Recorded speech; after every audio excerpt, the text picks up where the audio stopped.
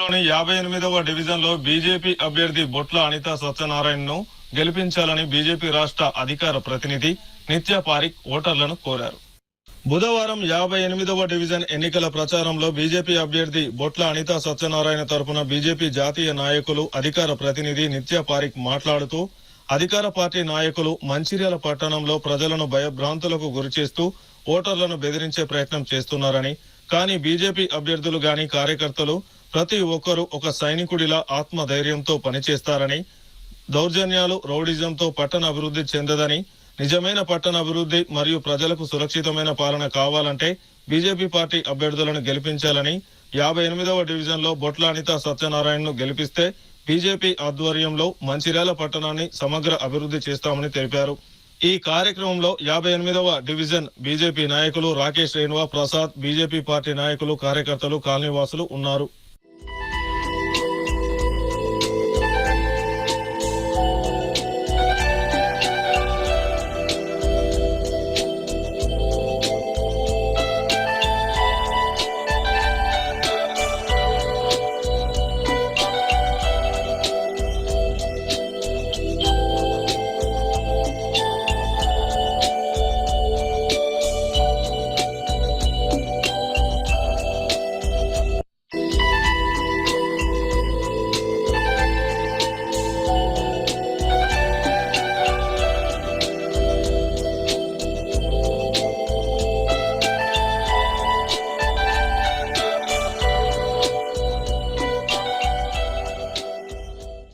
जय श्री राम, भारत माता की जय।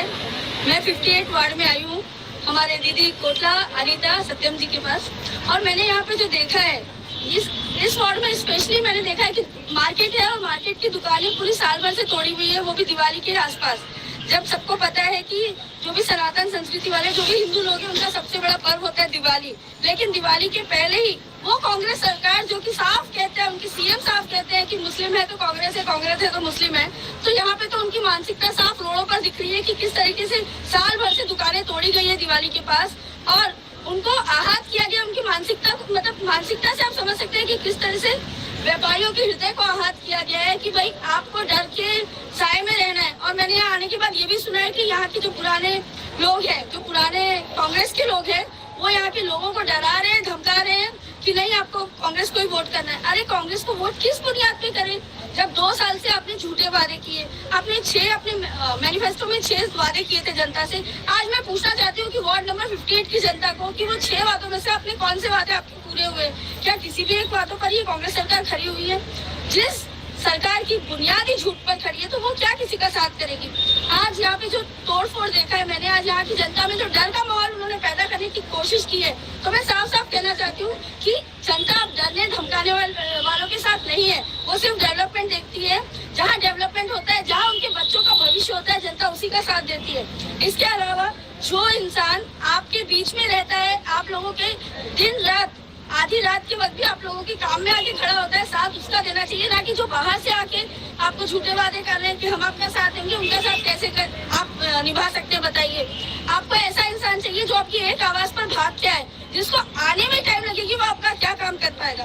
तो मैं सभी वार्ड नंबर 58 की जनता से ये अनुरोध करना चाहूंगी कि डेवलपमेंट, विकास, इन मुद्दों पर ध्यान दीजिए, ना कि किसी के डर के बहकावे में आइए। और जो कुछ भी बोल रहे हैं आप सुनिए, लेकिन आपको वोट बीजेपी को देना है, क्योंकि हमारा 58 वार्ड जो इस तरीके से क्षतिग्रस्त हुआ है, उसको एक डेवलपमेंट की जरूरत है, एक अच्छे नेतृत्व की जरूरत है।